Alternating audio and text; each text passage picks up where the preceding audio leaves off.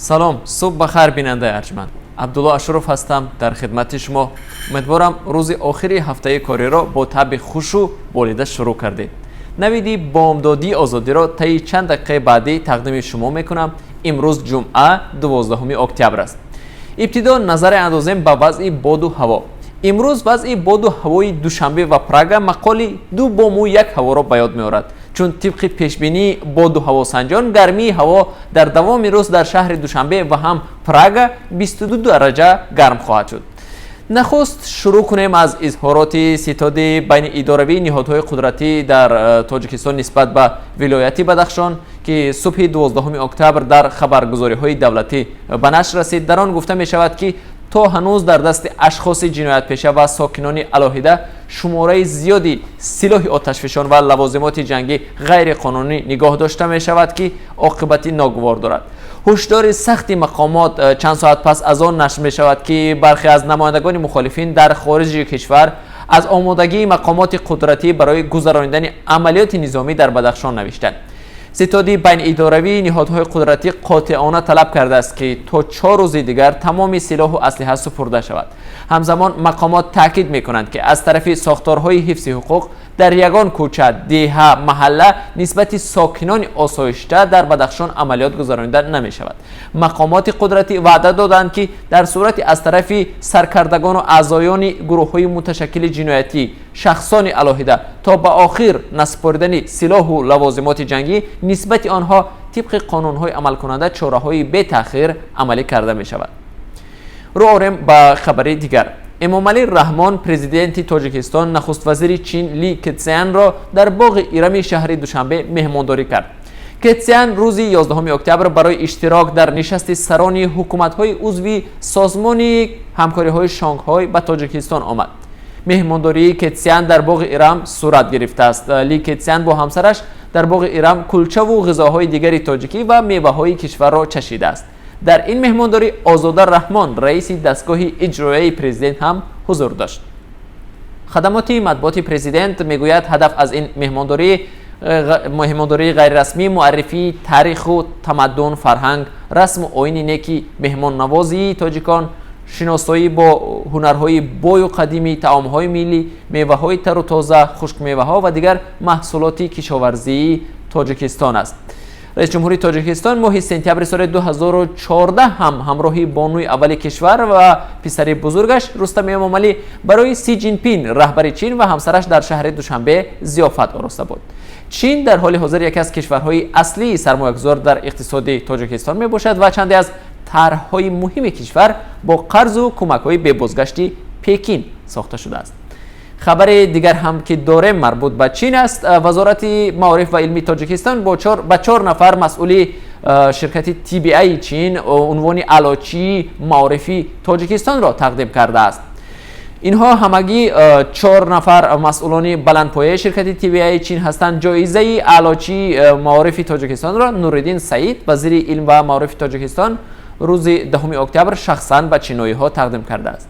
ба гуфтаи вазорати маориф, чиноиҳо барои сохтмони пурраи 4 мактаби таҳсилоти ҳамагонӣ ва оғози бунёди 2 мактаби дигар дар минтақаҳои Тоҷикистон сазовори унвони аълочии маориф шуданд. бинобар иттилои ин вазорат, ширкати чиноии TBI то ба имрӯз 1 мактаб бо 1200 ҷои нишаст дар шаҳри Душанбе, 3 мактаби дигар бо ғунҷоиши 640 нафар дар ноҳияҳои Данғара, Ваҳдат ва Рӯдакӣ сохта ба итмом расондааст. ҳамчунон қарор аст ширкати TBI Чин дар ноҳияи Ваҳдат ва Файзобод 2 мактабро бо ғунҷоиши 1200 хонанда бунёд кунад. айни замон лоиҳаи ин 2 мактаб дар ҳоли омода шудан аст. ширкати TBI Чин аз соли 2008 дар Тоҷикистон ҷои по пайдо карда ва як зумра тарҳҳои бузургро бо қарзи Чин дар Тоҷикистон сохтааст. ин ширкат нахуст хати баландшиддати 500 киловолтаи марказ шимоли Тоҷикистонро сохт. баъдан бо харҷи $349 миллион маркази барқу гармидиҳии Душанберо бунёд кард. Тоҷикистон дар иваз 2 кони тилло, кӯмарғи боло ва дуобаи шарқиро аз ноҳияи айнӣ дар ихтиёри ширкати TBI Чин қарор дод. бинандаи арҷманд, рӯ орем ба хабари дигар. бар асари як ҳамлаи толибони афғон дар вилояти Кундузи ҳаммарз бо Тоҷикистон кам аз 15 афсари амнияти афғон кушта шуданд. با نزدیکشوی انتخابات عمومی افغانستان حمله های جنگجویان افزایش یافتند. عضو شورای ولایت کندوز امرالدین ولی ابراز داشته است که در نتیجه حمله طالبان به پاستگاه در ناحیه قلعه زال 15 افسر نیروهای نیمه نظامی پلیس مرزبان افغانستان به قتل رسیدند.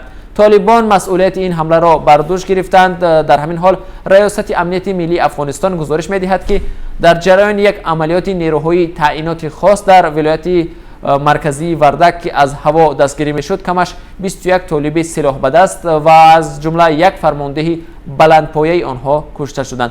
ریاست امنیت ملی افغانستان اظهار نموده است که جنگجویان میخواهند انتخابات پارلمانی 20 اکتبر را خللدار کنند.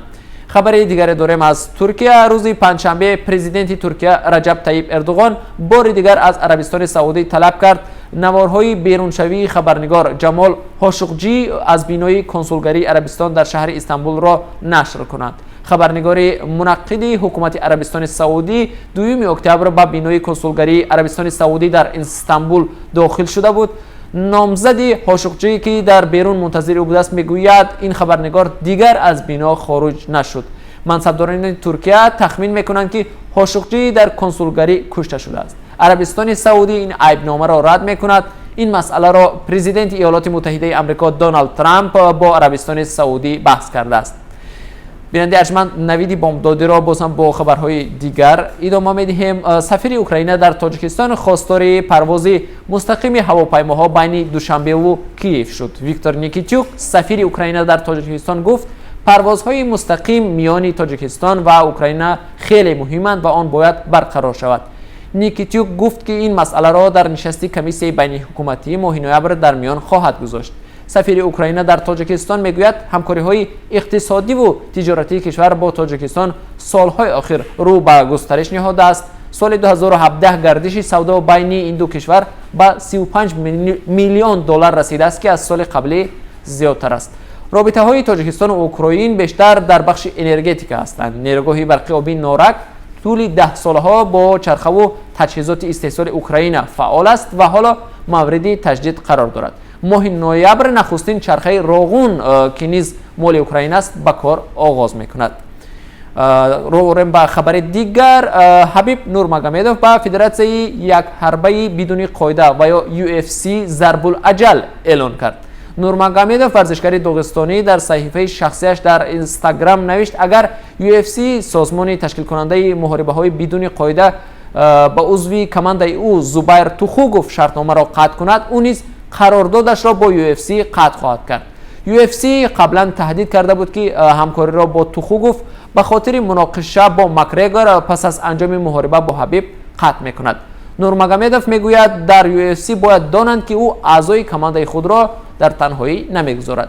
محاربه بدون قاعده حبیب با کانور شب 6 اکتبر در شهر لاس وگاس در آمریکا صورت گرفته بود. بعد پیروزی حبیب در بین اعضایان گروه هر دو رقیب جنجال و زنازنی برخاست و رفتار جانبها از سوی مقامات ایالات نیوادا آمریکا سنجیده می شود. احتمال جریمه و یا حتی از جایزه پولی محروم شدن حبیب نورمگامدوف وجود دارد. خبر دیگری که در دست داریم از کشور دیگری قفقاز شمالی است. رهبر چچنستان رمضان قادروف یک مرد ناشناس که قوطی خالی شربت را با ندای احمد سیلا به سوی مسافر مترو پرتافت طلب کرد که با خانواده‌اش به نزد او حاضر شود وگرنه او را در ساعت‌های به شمار پیدا خواهد کرد. نوشته است قادروف در شبکه اجتماعی خود در کانتاکت. شرح قادروف بر پایه نواری بود که اخیراً در گروه قفقازی ها در صفحه اینستاگرام نشر شد. در این نوار مرد قوطی خالی شربت را به سوی مسافری مترو میپرتاید و از او طلب میکند که احمد سیلا بگوید. منظور کلوب ورزشی ترکی گروزنی است که قادروف سال گذشته به خاطر پدرش احمد قادروف نام آن را احمد گذاشت. رمضان قادروف برای رفتار هموطنش از جوان تحقیر شده عذر پرسید و گفت که این مرد از چچن ها نمایندگی نمیکند. مؤلف نوار حق ندارد خود را چچن معرفی کند میگوید رمضان قادروف. ساکنان چچنستان که به سوی مسافر قوطی خالی شربت را پرتافت در یک نوار دیگر از رفتار خود اظهار پشیمانی کرد. در این نوار جوانی که چهرهش سیاه و کبود بود خود را معرفی نکرد اما گفت رهبریت کشور و خانواده‌اش او را بسیار ҷанг карданд. бинандаи арҷманд, инҷо расидем ба поёни ахбори бомдодии радиои озодӣ. барномаҳои наву тозаи мо дар пешанд. бо мо бошед.